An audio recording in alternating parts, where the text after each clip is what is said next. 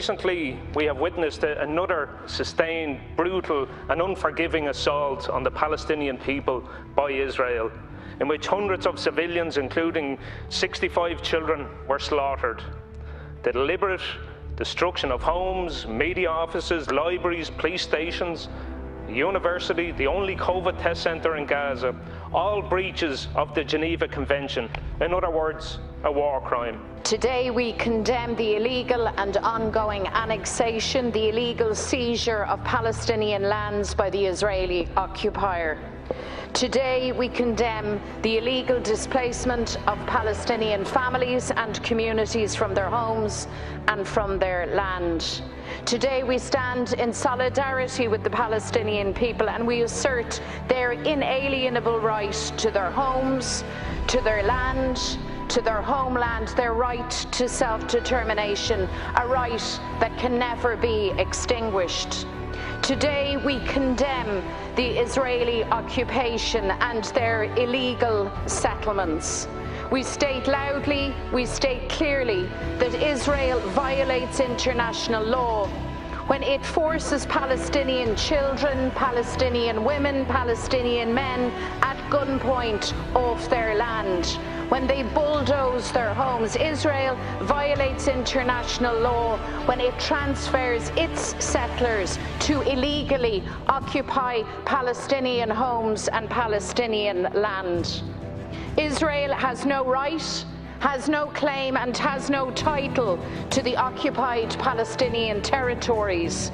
Their land grab is illegal, their settlements are illegal, their behaviour is criminal. We were all relieved to hear news on Friday morning of a ceasefire in Gaza.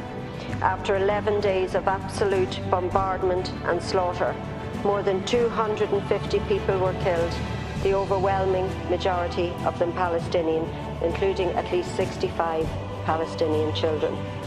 Gaza was subjected to targeted shelling of houses, vital infrastructure like roads, electricity and water networks. But there's nothing new in that. The Palestinian people are forced to live under an apartheid regime.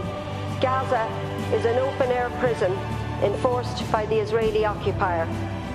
The Palestinian people are subjected to blockades, checkpoints, lack of access to basic amenities like water and electricity. But many ceasefires have there been over the 54 years of Israeli occupation of Palestinian territory. And how long will this ceasefire last until Israel starts stealing Palestinian land again and continuing to commit war crimes and force the Palestinian people to continue to live in absolutely dreadful conditions? A statement from government condemning Israel's abuse of Palestinians is not enough. Statements such as these have done nothing to stop continued abuse by the Israeli state against the Palestinian people. Israel has continually, over the last 54 years, committed war crimes with no fear of consequences because they've never had to face any. Ireland is part of the EU and we're part of the UN. And so why are these organisations not doing more to stop this cycle of violence? The state here has a responsibility to call out the illegal Israeli occupation of Palestinian lands and that system of apartheid that have been enforced for over 5 decades. The world has looked on in horror at the barbaric violation of basic human rights of Palestinians by Israel.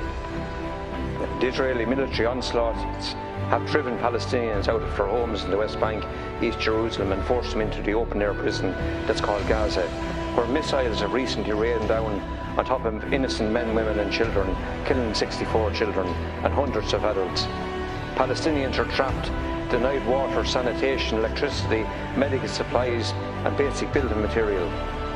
They're rendered homeless and stateless by an army that has been complicit and has the complicit support of some of the international community who should hang their heads in shame. The European Union could have done more, but it has shown itself to be a paper tiger. It has failed to take action. And compare this to the swift and correct action in relation to Belarus within 24 hours. I do welcome the action that has been taken in relation to Belarus, but this has to also be done on behalf of the Palestinians. And what we have here is we have a weapon that we can give to the minister.